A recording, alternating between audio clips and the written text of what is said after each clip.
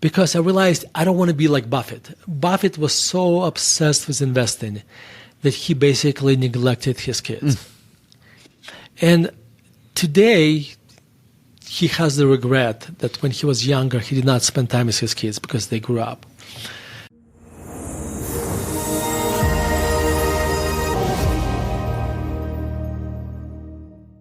Thank you for coming on the podcast, man. I've read Soul in the Game, was really inspired. The title immediately hooked me. And it was a book that I'd been putting off reading for quite some time. And then I dove in, and what I loved about the book was that it was like a journal entry, and it was journal entries with wisdom. And I find that when people write journal entries, it often doesn't hit me at some point. It doesn't, like, I feel like it's too self-centered. And in this case, it wasn't.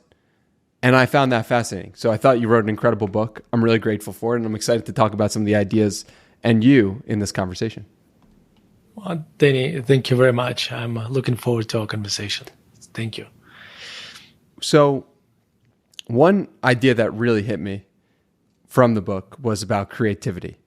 And you have a quote here saying, creativity is a thread that runs throughout the whole book. I found that creativity is a secret sauce that makes life more meaningful. It's what draws me out of bed every morning. When did you discover this love for creativity? I think I discovered that love when I started writing. Because I would argue before I started writing, I don't think I've done anything creative. Because unlike my father, you see his paintings behind me, I can't paint. I love to listen to classical music, but I can't play an instrument. But I think I discovered, when I started writing, I was blown away by the power of creativity. Here's why. You sit down to write, and then during your writing process, there's this incredible chemistry between your conscious and subconscious mind happens, this dance. And then when you're done writing, you start reading what you wrote, and you are surprised of what you wrote as the people who are reading it. And that part absolutely blows me away. And also, like, if you go through life without doing anything creative, you're basically, I would argue, going through life without taking risks. Like, when I sit down to write, I have these two conflicting emotions. On the one side, I have the curiosity of what I'm going to learn by the time I finish writing it. Curiosity of how it's going to look. But at the same time, there is this fear. And the fear is that I won't be able to get it done. I won't be able to communicate my ideas. And by the way, I've been writing for almost 20 years, and that fear is still there. I mean, because of repetition, I kind of have more confidence that I overcome it, but it's still there every single time.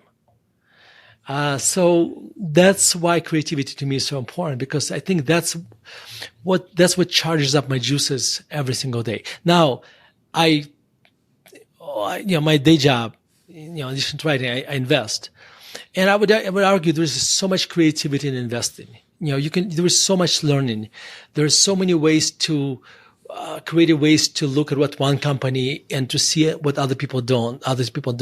So, but creativity to me is incredibly, incredibly important. Why is that fear still there? Because that's a great question. Because you don't know the answer. So, okay. In the book, I talk about the story of my brother, my son, and I being in Venice. And we went to Miranda, which is a little island in Venice. And in Miranda, they're famous for making kind of things out of glass. There's a lot of glass factories. And we go to this glass factory, and there is a guy who basically takes out a bulb of glass and put triceps into it. In a matter of 30 seconds, he turns this kind of ball of glass into a horse. And we were blown away by that. And then my son and I spent time discussing, was that an art or was it a craft? In the art, you have a lot of creativity. In craft, it's a pre-programmed automatic. It's something there is a very little creativity, and so just process. You know exactly which steps to make. Now, and as my brother and I were discussing it, we're walking on the streets of Miranda and see same horses in every single shop. And then we realized that maybe we should ask a different question. The question is, at the time when this guy was making this horse, how much art was present? How much craft was present in that act? And here's the interesting part. I would argue when he was making this horse the first 100 times, it was mostly art and very little craft. But 20 years later, his millionth horse, there is absolutely zero art and all craft. Why? Because he knows exactly how it's going to look when it's done. Wow. Okay. So it's when that uncertainty is gone. Okay. It's like if you make eggs at home, okay, I would argue just plain sunny side up eggs, there is very little creativity there, right? I mean, after a while, right? Because you know exactly how they're going to look like, exactly how they're going to taste. Now, if you start making new things and start adding more complex things, now, like you start adding more ingredients, the final product, there is going to be a lot more creativity in this, right? And curiosity, and also fear that you screw it up. Obviously, the stakes are very low, but anyway, so that's why that fear exists, because you don't know exactly how it's going to look like, and we humans are programmed to be afraid of failure in general.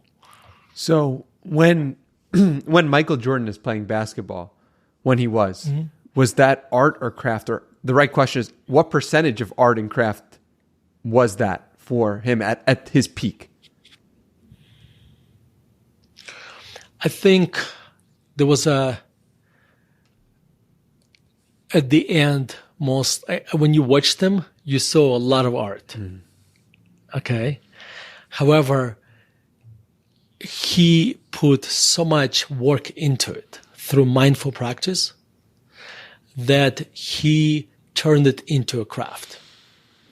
Meaning that when he made a shot, and he practiced it so much that there was a very little chance at that point. And because he knew exactly how it's going to look and how the ball is going to fly into the basket. So I would argue, for an observer, it looked like a complete art. For Michael Jordan at that point, was probably mostly craft. Wow, that's a fascinating thing to think about. And also that perhaps that one particular shot was craft, but the virtue of the entire game was art. And that balance, because you can never know the outcome of a game. So that balance of art and craft and having both in a single venue creates something special.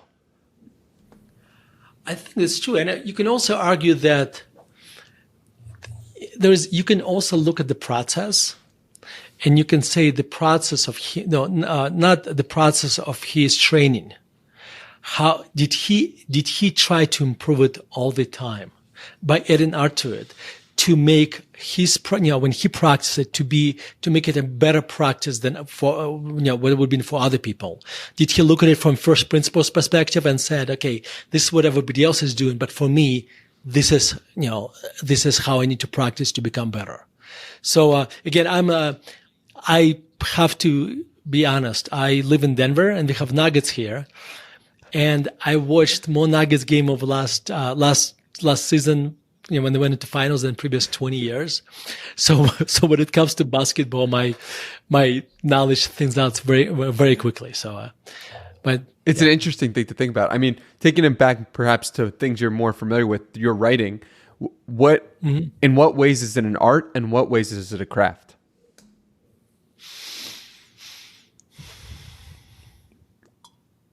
Well, I think the more I write,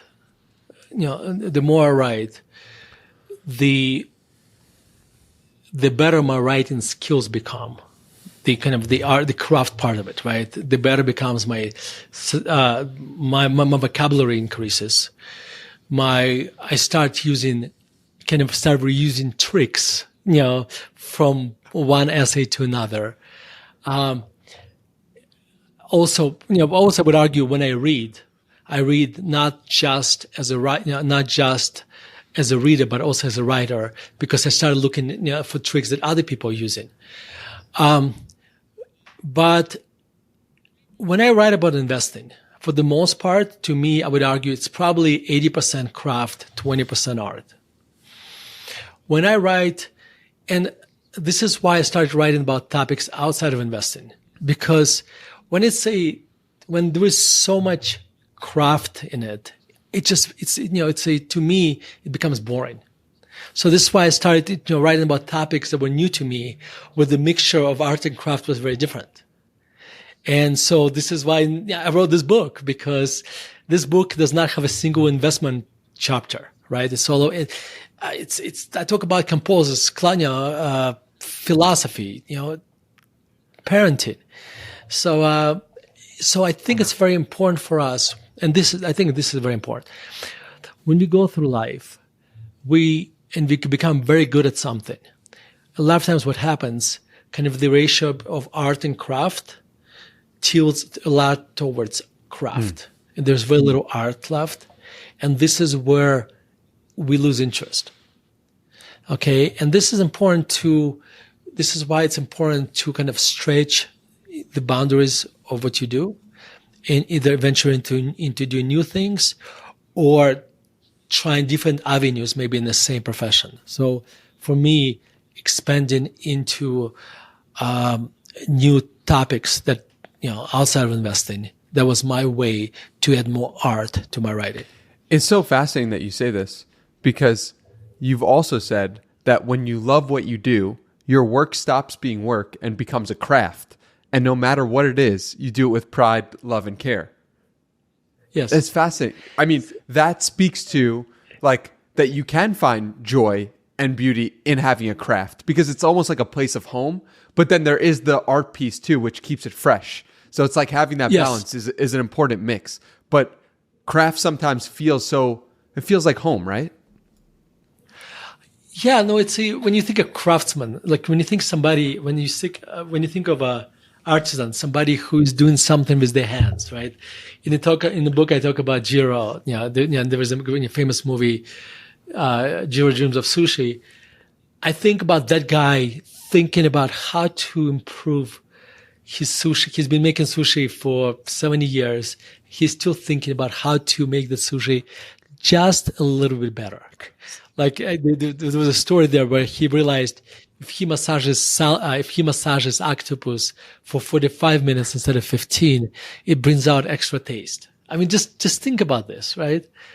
That's a complete love for what he does. Yeah. You become one with the act when it becomes a craft, which is a beautiful, beautiful thing. It becomes your identity. It becomes your identity, basically. Yeah. And in that you could find boredom, but also you could find yourself, which is no. But I would argue any activity. If Jiro just was making California rolls all his life, he would get bored out of his mind, right? So this is why he kept making different sushi and kept improving the rice, kept improving, trying different type of sushi, etc. So I think at some point you may hit a limit of you squeeze all. By the way, and this is success when you completely figured out the formula of how to create something perfect. You squeezed art completely out of it, and that's absolutely fine. Just move on to something else. Yeah. Well, I think a lot of people are listening to this right now might be in the spot of not having a creative act and listening to this as a way to understand, how did you come to understand writing? How did you stumble upon it? And how would you recommend someone else find their own creativity? I stumbled into writing completely by accident. In 2004. So let me just tell you a little bit about myself so the listeners could understand. So I have a undergraduate degree in finance. I have a graduate degree in finance. I'm a CFA, which is kind of another advanced degree in in investing in my industry. And so in 2004, I was 31 years old. And at that point, I've been studying for so long that when I kind of stopped studying, I started to get bored. And then I saw that the Street.com was looking for writers. And what was great about that, they were paying absolutely nothing, which was great because if they were paying something, I would never apply. I would never apply for the job because I never wrote anything in my life. I had zero experience. But since they paid nothing, I could not really fail. So I started writing, and I really, really liked it. And what I also found, people liked it too. So I got a lot of, when you write articles, so I started writing articles, and I would get good feedback from readers. And that feedback would motivate me to go back and write more and more. So that feedback was very, very important. And then, and then also there is this concept, fake it till you make it. And I always felt like I was faking to make, I always had this attitude. I did not realize that at the time because maybe a year and a half after writing, for the Street.com, I sent an essay to Financial Times and I said, I would like to write for you. Financial Times, it's like one of the most prestigious newspapers in the world, like, right next to Wall Street Journal. And I had the audacity after writing just for a year and a half to asking them if they could write for them. And they said, sure. So when you fake it till you make it, doesn't mean that you're trying to deceive others. No, that's not what it means. You are trying to deceive yourself that you deserve to be doing what you don't think you deserve to be doing yet.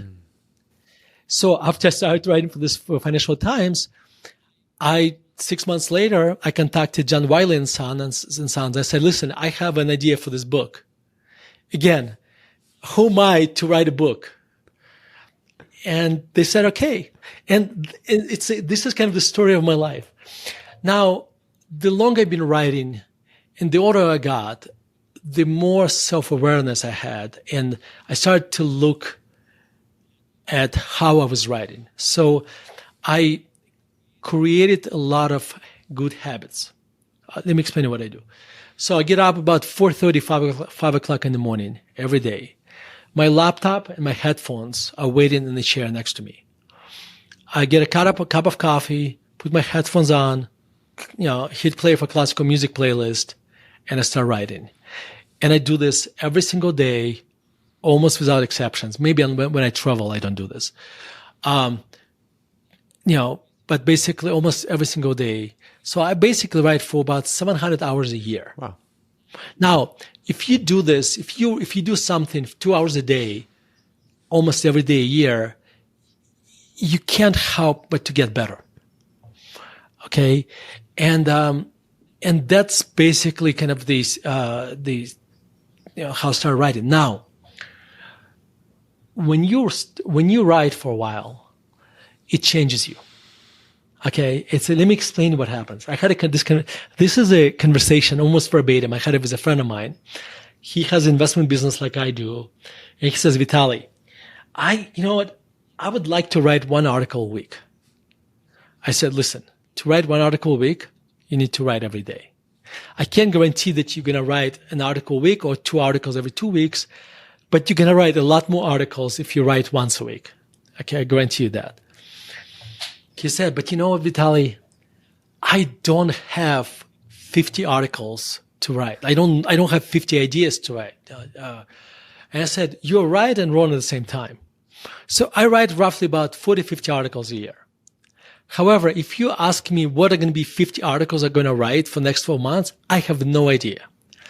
But here's what happens. When you write every single day, your brain starts you get a writer's brain. A writer's brain starts looking at the world through different lens. You start looking for ideas. You start looking at the world differently. And things you did that you would not have paid attention before, you start paying attention to them. You start noticing things you did not notice before. And you're going to have you're going to be listening to podcasts, and the host will say something interesting. You think, okay, you know what? That's a writing prompt for tomorrow. So this is how you get 50 ideas a year. But he says, Vitaliy, you know what? I want to just write about investing. But it's true story. This is not true story. He said, I only want to write about investing because, you write about other topics not interesting to me. I said, you know what? You're absolutely right, except that's what you say today. When you start writing for a while, your writer's brain will have a mind of its own. And suddenly you'll be writing about bonsai trees or chess or whatever other topics that you never thought you would write, before. And this is why I would argue that anybody should try to write every day start with 5 minutes a day, but just create space. And when I say space, I'm talking about temporal and physical space, meaning find a time in the day where you're going to say, I'm going to write. For me, I do it in the morning because I have the most amount of energy. I'm a morning person. I can link it to waking up. My family is still asleep at 5 a.m, so I have that space. I have also freedom from my wife and my children for those 2 hours, which is fine. But find that temporal space, but also find a physical space where you're going to write. And just start doing 5 minutes a day and then increase it. And my advice would be write a journal. Now, it's a hypocritical advice because I don't write a journal. Now, let me explain why. I have a good excuse. I tried to do a journal for a month. And Penn Jillette from Penn and Teller, I listened to his interview with Tim Ferriss, and he was saying that he had a journal for last 40 or 50 years, for maybe 30 something years of his life. And his biggest regret in his life that he did not start early. Wow. And he wakes up every morning, and the first thing he does, he looks what he wrote on this day 1 year ago, 5 years ago, 10 years ago, 15 years ago. And that is a very interesting kind of, it's almost like when you pull up your iPhone and it tells you this day last year, right? And I think that is an incredible idea. The reason I don't do this it's a very specific to me. When I did it, my brain was confused. Was I writing my in the morning essay or was I doing a journal? Okay. But since I write every day, it doesn't matter. But if you don't have anything, if you don't think you have anything to write every day, just start journaling your thoughts about what you read, what happened to you yesterday, whatever. So it's interesting. You said part of the reason why you continued writing was, one, because you liked it, and two, because other people liked it as well. Yes. So how does somebody find that thing that they like doing and other people like them doing if they don't feel like they have it right now and they don't feel like it's writing?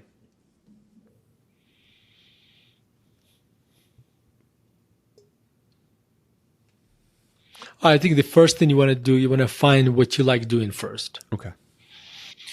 So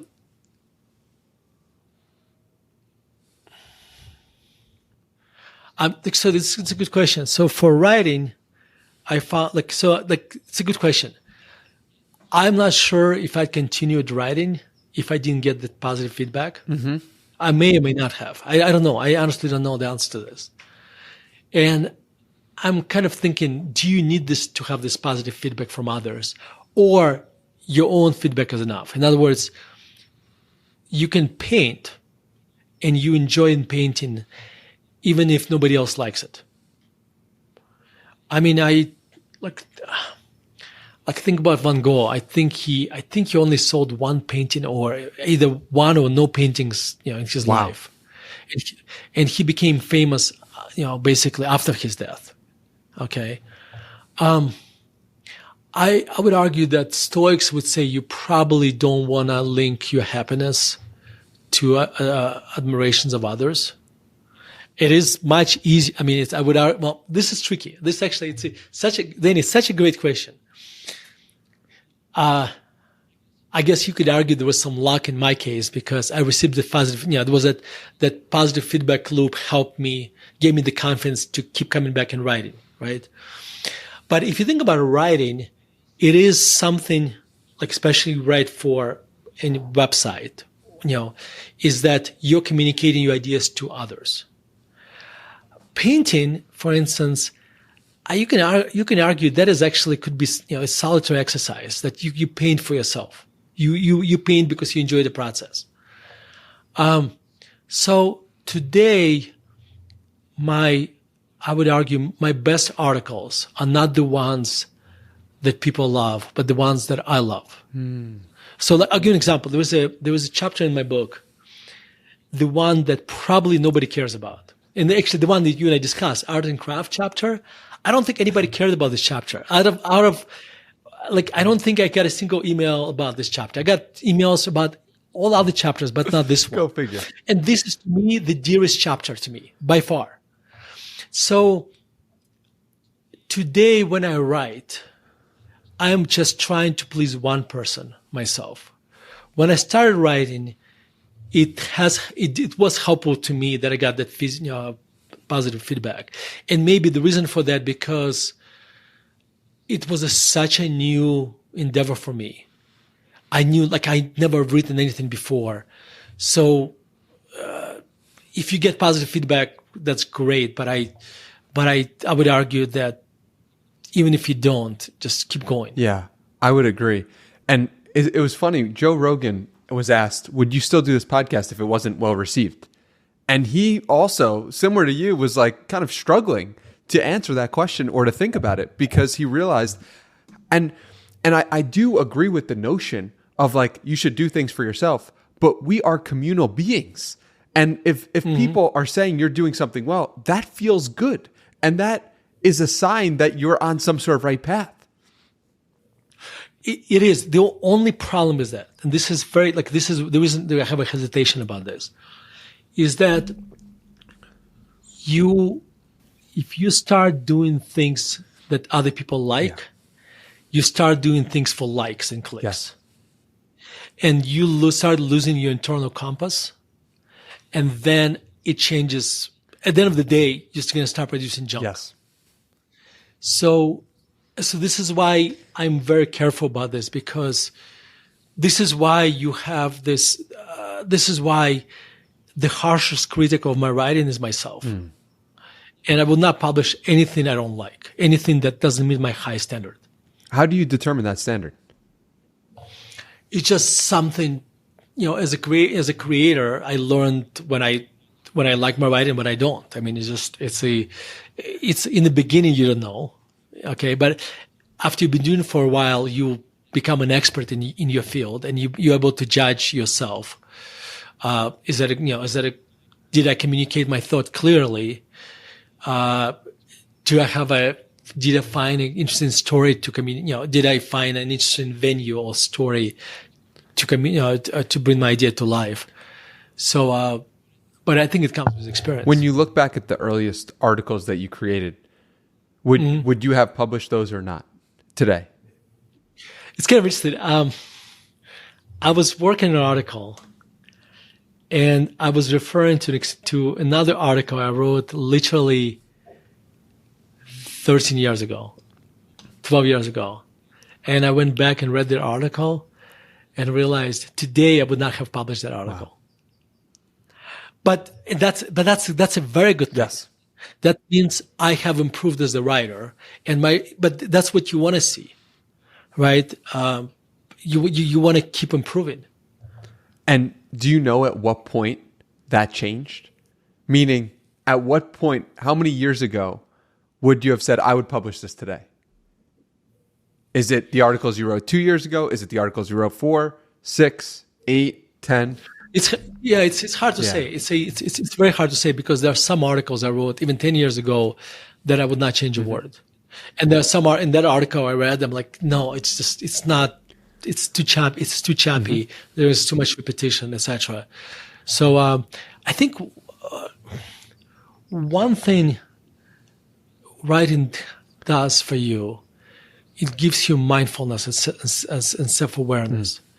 Again, we keep talking about writing because I think it's the biggest gift I received in this life. Like right on par with having kids. Wow. Because it added probably 20 IQ points to me, and I needed them desperately.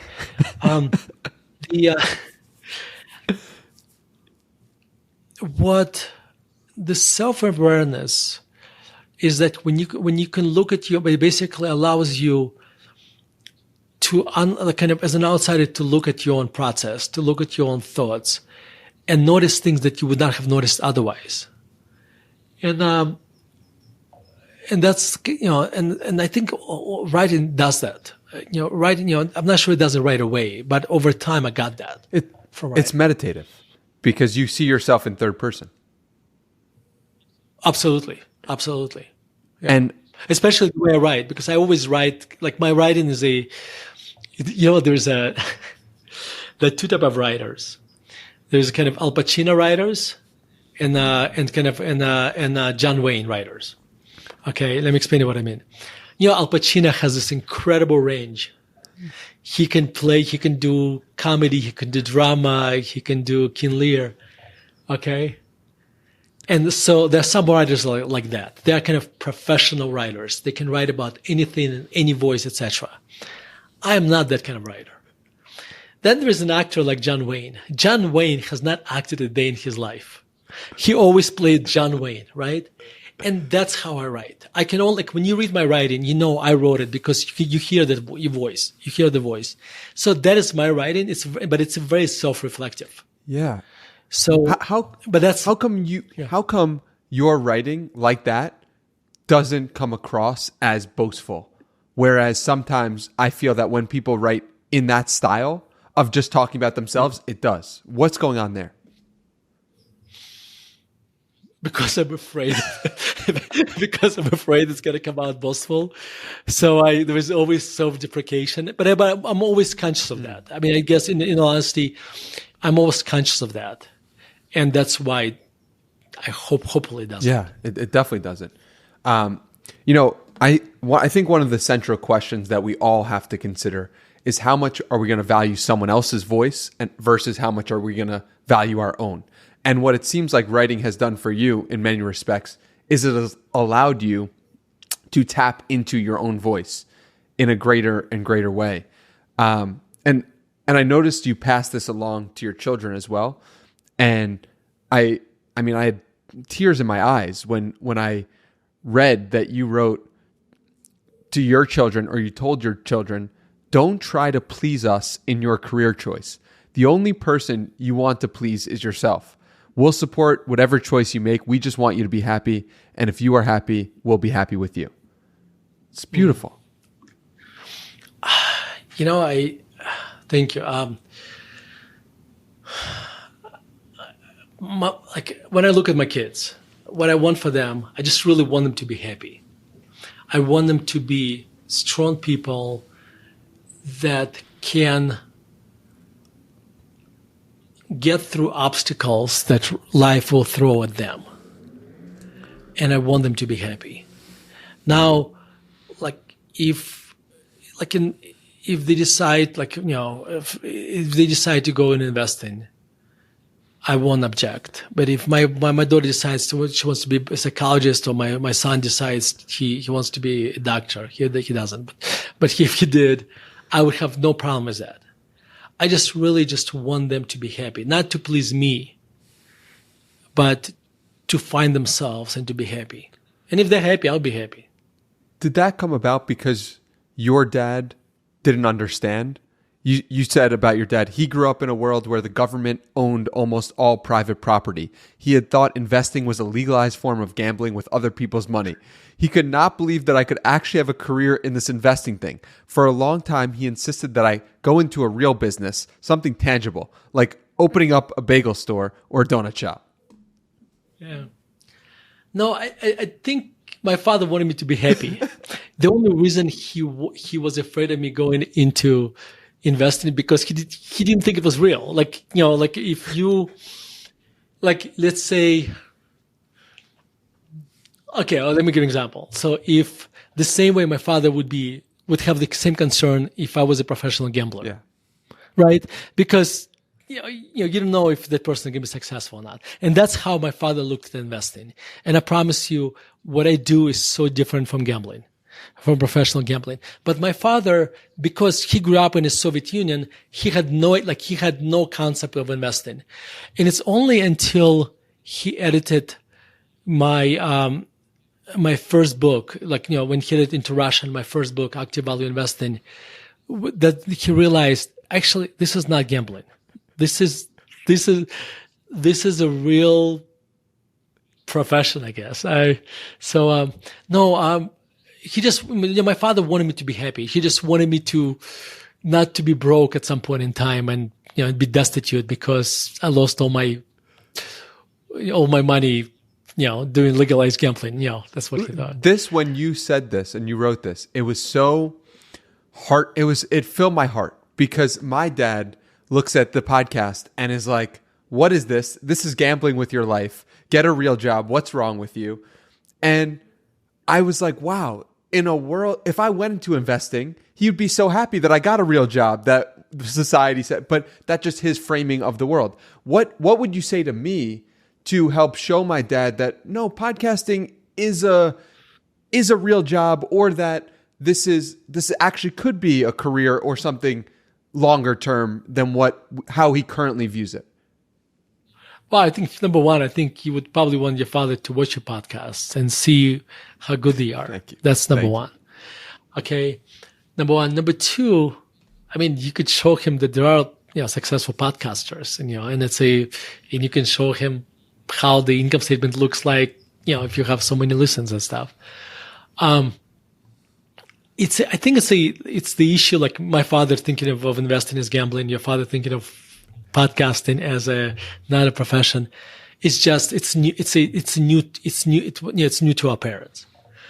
And I'm sure if my son came to me and said he wants to go into profession and know very little about, I would have the same concern. I would tell him, I would support you and give it your best shot. Yeah, that's wonderful. The way you write about your children is really so beautiful. And one thing on regrets was, it hit me today about you talking about regrets and how the not making an introduction in that moment, not connecting with people, like how much it stays with you. The situation you describe in the book is about the water park and your daughter going down the slide and your son having difficulty or not wanting to go down, and it stays with him a year, right? Or more? Yeah, a couple of years, at least. Yeah. So could you tell that story? It's so beautiful how you handled it as well. Yeah, so my son, he's 22. I forget, at the time he was maybe 15, and my daughter is 3 years younger, so she's 12. My son is, imagine it's a boy-girl kind of dynamics, right? Older brother, younger sister. Except my son, because he had asthma when he was little, he still has asthma. It made him it's actually had an impact on him. He was scared of things. Okay, so he was a very timid boy. My daughter Hannah was not afraid of anything, and this is this whole rivalry started when it took me, we live in Denver, so we go skiing.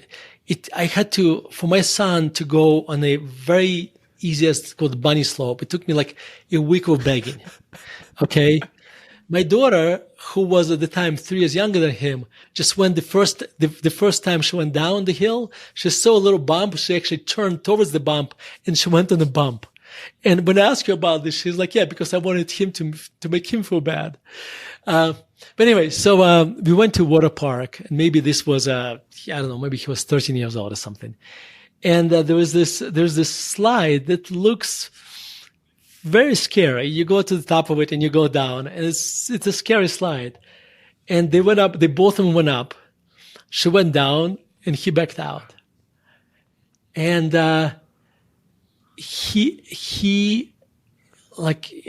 so maybe 2 or 3 years later, we went to San Francisco, and it was, San Francisco Bay. Even in summertime, it's still cold. And it was, I think it was in the fall, so it wasn't even that warm.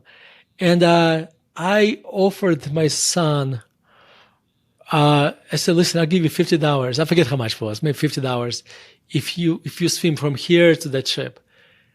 And how far was the ship out? Maybe, I don't know, 200 feet or 300 feet. It's a distance, but it's cold. It's not even about the distance, it's about the cold. And my daughter automatically says, Dad, I'll do it for free. And my son said, I'll do it.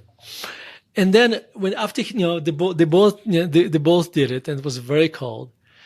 And when I asked him later why he did it, he said, well, the time when she went down the slide, I had that regret that she did it and I didn't. And I didn't want to have the same regret again. So it's kind of interesting how that little regret stayed with him. So they have this rivalry till this day. And, she's now almost 18 and he's 22.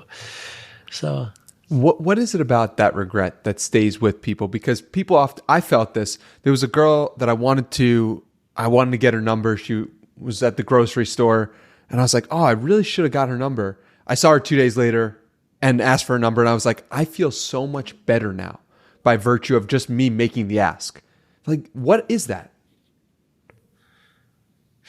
I was watching a documentary about Sylvester Stallone on Netflix, which, by the way, I highly recommend. And there was a story there about he basically, in his early years, he had a hard time getting an acting job. And he realized that the only way he's going to be able to become an actor if he writes his own script. So he wrote a script for the Rocky, and at the time he was completely broke, and he was offered $250,000. Remember, this is like 1980 or something, like early $250,000. Wow. Yes, for the script, but for him not to play the main role. He said no, and I think he got up to $500,000, and he still said no. And his explanation was he did not want to have regret in his life that he did not take the chance. And, yes, he said at some point I would spend that $500,000, but I would still have that regret. And I think this is kind of, in our life, I think what we try to do, we're trying to do regret minimization. And I think it drives us a lot. So I think it's a driving force for all of us.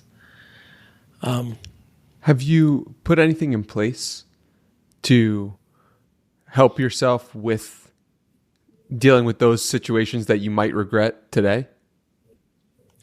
I do. One of my biggest fears in life is that one day I'll look back in my life and I'll see that I haven't spent enough time with my kids. Now, my day job is investing. I absolutely love what I do. And the problem is that when you love what you do, when you love what you do, it becomes an addiction. And I can spend 15 hours a day working, reading companies' calls or whatever, reading 10Ks. But I read a book about Warren Buffett, The Snowball, which is a basically authorized biography of Warren Buffett. Warren Buffett gave access to Alice Schroeder to all his files, all his friends.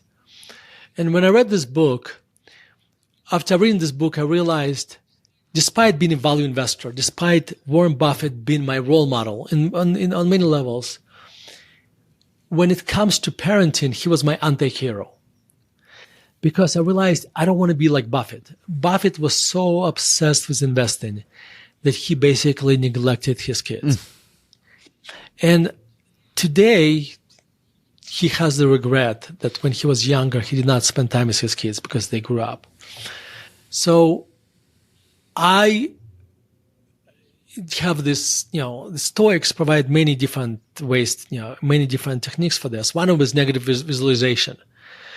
Like my nightmare is that a person who doesn't have a deep connection with my kids, a person who spends very little time with my kids. So I visualize the person and I don't want to be him.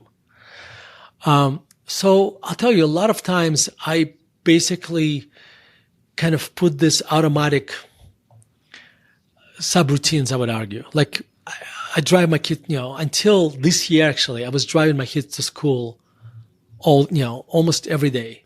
The only reason this year I'm not driving them as much because my oldest daughter now is driving my youngest to school. But I had this, and I reframed it that I reframed it. I used to look at driving my kids to school as a chore. But then I reframed it because I realized I only have so many times that I'll be able to drive them to school. Okay? And once I realized that, let's say like until last year, I realized that this year I won't be driving my daughter who's a senior to school. I realized I only have 200 days. So every time I don't drive, that's one less day I have a chance to drive her.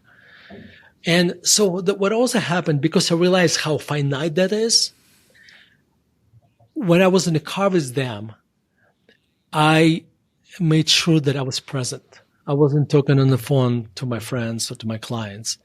We listened to music. We talked. And that was very, very important to me. So those kind of the tricks I used to basically be present with my kids, to kind of reduce this kind of to minimize my regret, my future regret. When you think about that time that you weren't present, let's say you were on the phone. Yeah. What could someone have said to you in that moment to help you be more present?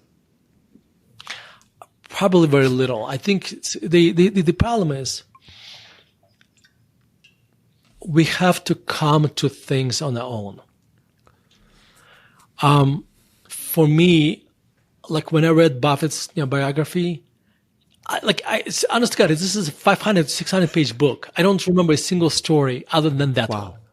Out of this whole book, because I read it at the right time. If I read it a year earlier or a year later, it may not have clicked with me. So it has to come to us at the right time.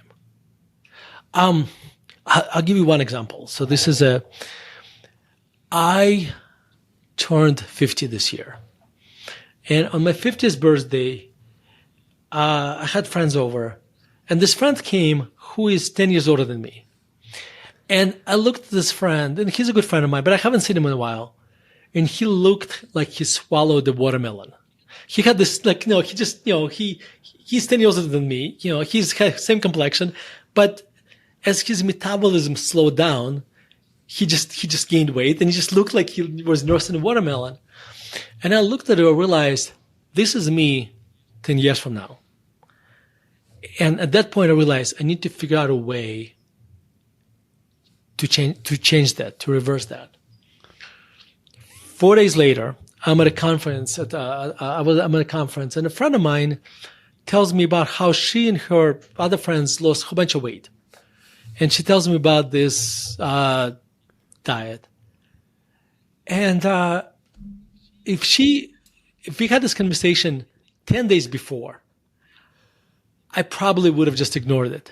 But we had the conversation at the right time, when I've been obsessed about, been turning 50, about getting older, metabolism slow down. So I 2 days later, next Monday, I went on this diet, and it became my healthy lifestyle. I don't even call it a diet anymore. And since then, I lost 17 pounds. Wow. And kept it off. Very nice. In fact, I have the lowest weight now than I ever had of the last 30 years. Wow. So so I think the message has to come to us at the right time. My friend Talia said yesterday to me, the truth has a timeline. And I was like, that is so true, right? Like there was a timeline for you to get in better shape. What's that been like? What's that been like now that you're in the best shape of your life or at the lowest weight of your life? How has that affected your life in unexpected ways? Well, so what I did, I kind of turned it into my identity. I'm a person who is healthy. I'm a person, and if you're a healthy person, when somebody brings you French fries, you don't need French fries because a person who is healthy does not eat French fries. Also, a healthy person works out. And it becomes a flywheel. It turns into a flywheel. And what's really blew me away, how easy it was for me to lose weight. It was like once I got into this mindset, it was incredibly easy.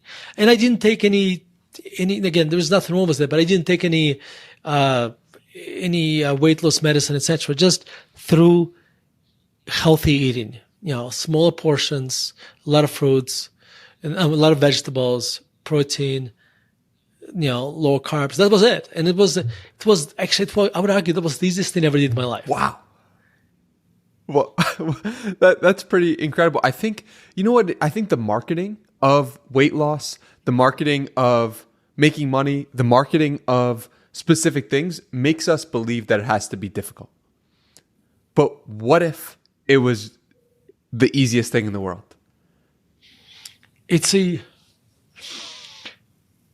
What's truly incredible is that, I mean, we can switch to this to this topic of weight loss a little bit, because I think it really blew me away how easy it is. And let me tell you what the diet is. It's just so simple.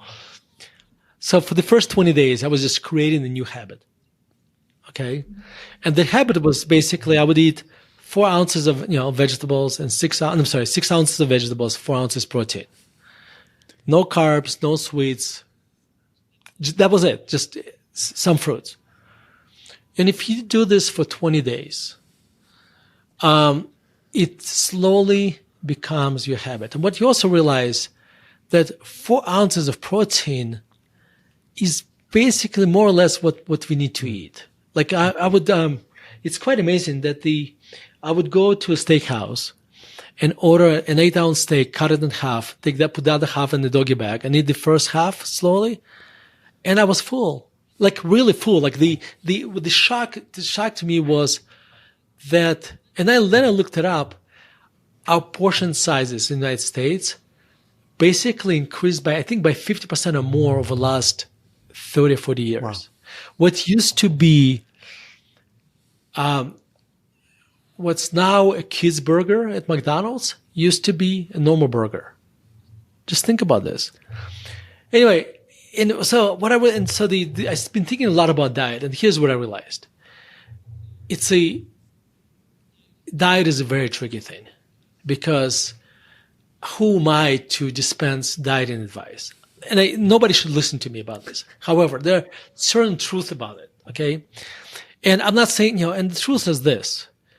If you eat less processed food, you'll be healthier. If you eat more vegetables, you'll be healthier. If you eat smaller portions, you consume fewer calories. And if you keep doing those things, then you'll be healthier. That's it. Do you want to eat carbs? Don't eat carbs? Whatever. Just less processed food. More whole foods. By the way, I finally understood what whole foods means. It took me a long time to figure out what whole foods means, basically. Yes. What did you find out? What does whole foods mean? It's basically anything that doesn't look like it's been created in a lab. Anything that wasn't created in the last 100 years is what. Yeah, exactly. Yes, yeah. Anything that goes better within days of you buying it probably is a whole food. Anything can, the Twinkie is probably, Twinkie that can survive for centuries is probably the extreme of what non-whole foods mean. Yeah. And you say like, who am I to be talking about health advice? But I think the truth is that you are somebody who has lost weight and is in the best shape of their life in 30 years.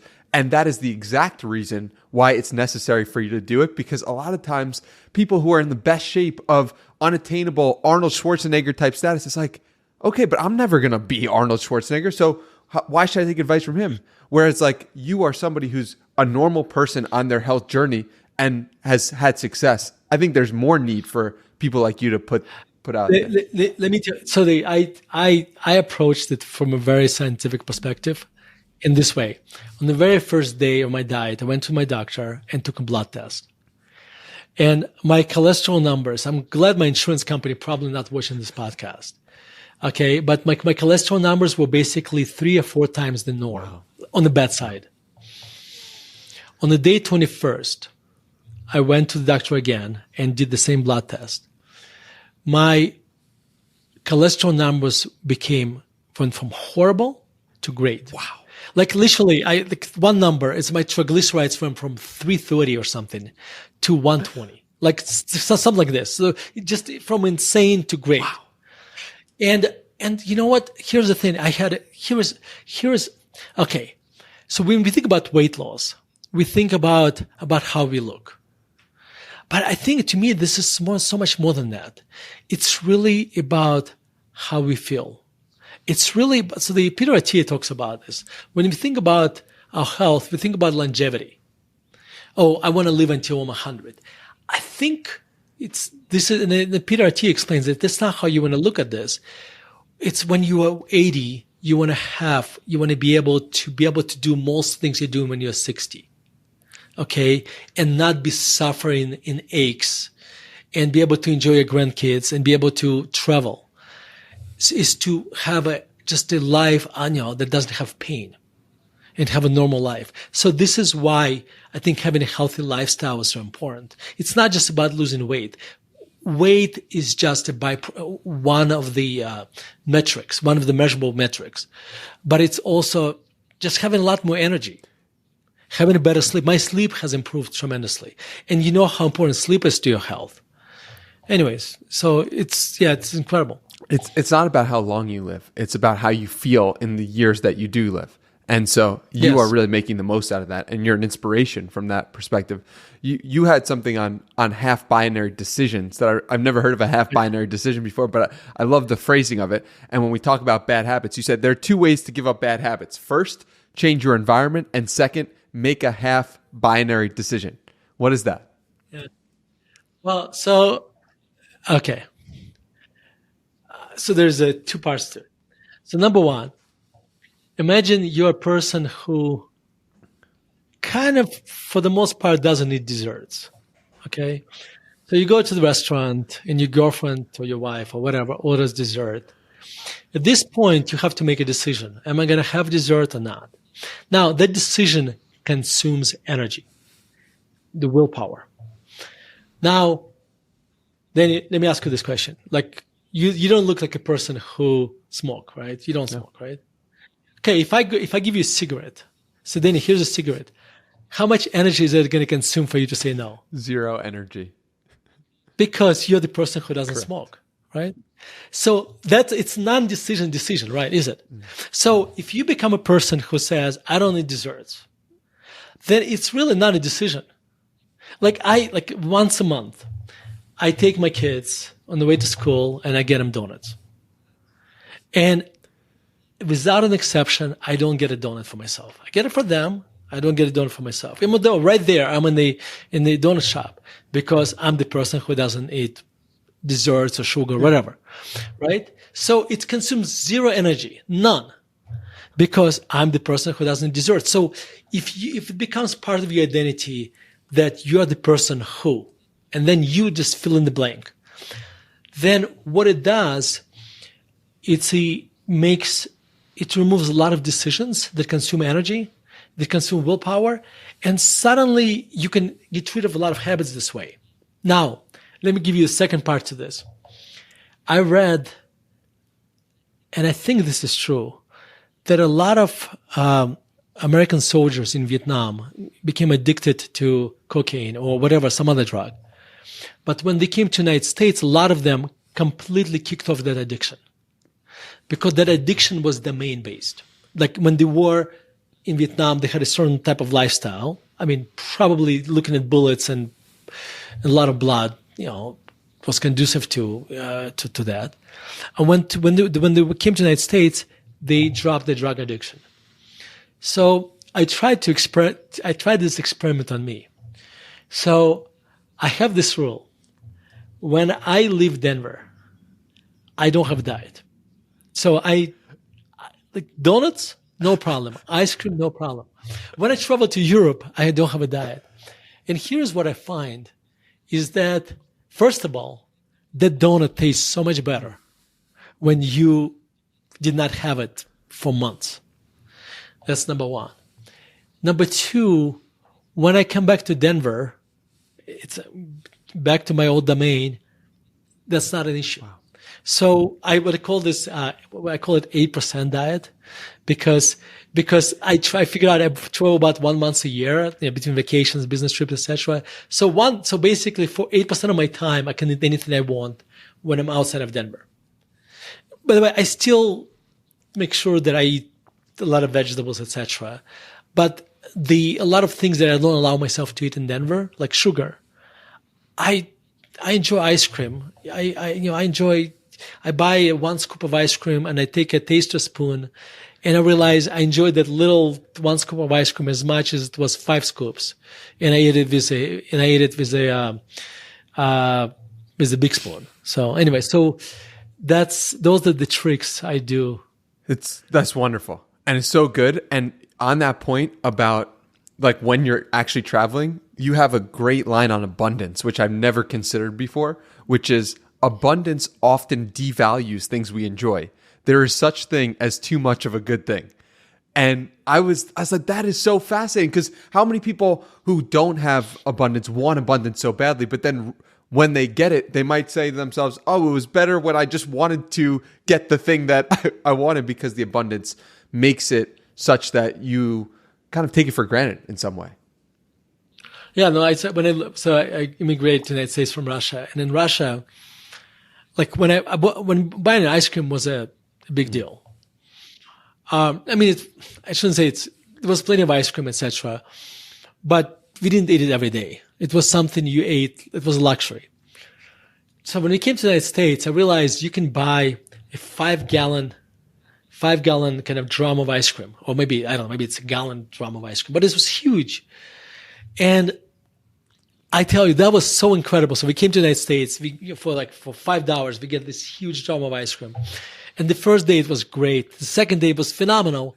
Then on the day 10, it kind of started to lose the taste. And then 3 months later, it just tastes like kind of sweet ice. And I thought at first that it's just the ice cream went bad. So we bought a new drum, and the new drum did not taste as good either. And I don't think I didn't have self-awareness at the time to realize what happened. Only now I realize what happened was there is such a thing as too much of a good thing, because it stopped. Your taste buds get used to it, and it stops being special. So if you want to enjoy, paradoxically, if you want to enjoy ice cream more, you want to eat less of it, or less frequently. And then every single time, then you're going to enjoy it more. By the way, this applies to many things in your life. Like if you go to Starbucks every day, ask yourself a question, or maybe try it. What if I just stop going for a month? First of all, you may actually realize you're going to save hundreds of dollars. And then actually that $5 Frappuccino, whatever you get in Starbucks, you're going to enjoy it so much more. So think about it. In other words, instead of spending $500 or whatever, $150, you're going to spend $5. But that experience, you're going to enjoy it a lot more than that $150 you spend on the 30 Frappuccinos before. When we remove the thing that we enjoy, it creates a fondness and an ability to appreciate it more. So absolutely, I love the challenge and the idea.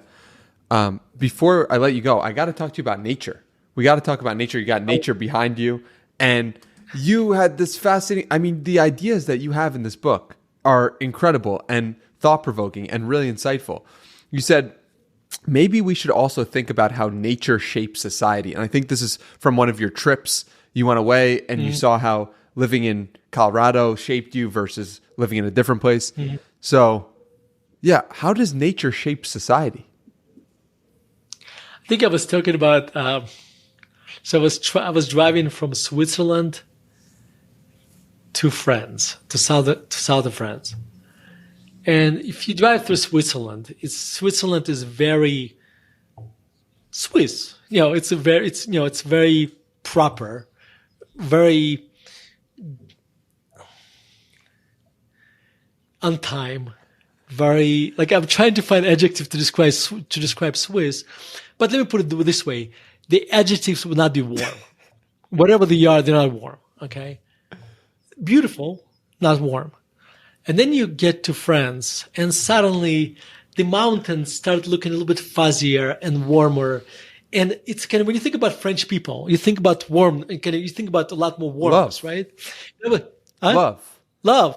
Lovers, not fighters. Yes. They think about French. Lovers, not Only fighters. to Americans, fighters. Sometimes. Yeah. So, and I was looking at this and I was thinking, maybe nature does have impact on people. Like if Swiss people grew up in France and French people grew up in Swiss, the personalities might have been different because the environment is different. So I go for a walk every day, and I find I go for a walk not because of exercise, of a physical exercise, because I don't really stress myself that much, though it's probably better than just sitting in my chair all the time. But I go for the mental exercise. And also what you find is that when you are, like, think about, Danny, just look around you. Every single object around you is symmetrical. The paintings behind me is square. Every single thing around you is symmetrical, right? When you go outside in nature is not symmetrical. The leaves don't look identical. Wow. They all the different shapes. And I think it changes our thinking. If you're only sitting in the office and thinking in the office, your thoughts will go through the same tracks. If you want to change the tracks, go outside, get exposed to nature, and you're going to be your thoughts will start going through very different tracks. And so that's why I would argue that you want to spend at least 30 minutes, so at least an hour a day outside. If we circle back to the beginning, the office is the craft. Nature is the art. That's right. So if you want to have more art in your life, you need to have more exposure to nature. Wow. I mean, you are a brilliant mind, good sir. I'm so grateful for your presence on this podcast. The way you look at the world is truly a writer's mind, and you have such a gift for it. And I'm so excited to hopefully one day have you back on this podcast, continue talking about the ideas that come to your mind and your being. And I'm really grateful for it all. Before I let you go, I have to ask a challenge of you to someone listening right now who has listened to us for the past hour and now wants to do something from the conversation that we said, or something we haven't mentioned yet in the podcast. What's a challenge you can leave someone listening with? 2 challenges. I mentioned both of them. 30 days. Write 15 minutes a day. That's challenge number 1. Challenge number 2, if you're doing something like going to getting Chipotle burrito every day or going to Starbucks every day, just give it up for one month. And then, no. Okay. Before you do this, go and get your burrito if you go to Chipotle, get the burrito and try to remember the feeling and then give it up for a month and see how it's going to taste to you a month later. See if your enjoyment is going to be greater or not. So that's my challenge. I love those challenges. Vitaliy, you are an absolute treasure of a human being. You could find you at Vitaliy K on Twitter or X. Soul in the Game is the book and linked below on Amazon. Anywhere else we should send people to connect with you further? Yeah, so I have a newsletter. I don't know if it's a newsletter, but it's where you can read my articles. If you go to the easiest link there is, investor.fm, like FM radio. Mm-hmm. If you go to investor.fm, you can read my articles. You can sign up to get my articles. And there is a link. There's a podcast we have there that you can listen to, which is basically, it's very different from yours. I call it Lazy Man's Podcast because my articles are basically read to you, not by me, but someone else. Yeah. That's wonderful. Everyone check that out. Investor.fm, link down below. Thank you so much. And Danny, thank you so much. I mean, you are such a good host, and I can see you have truly a learner's mind. So you have such an incredibly bright future. So I'm really excited about where you're going to go. Thank you. I really appreciate that. And tell your father not to worry. You'll be fine. I'll send him this clip. Absolutely. Much love. Thank you. Absolutely. Thank you, Danny.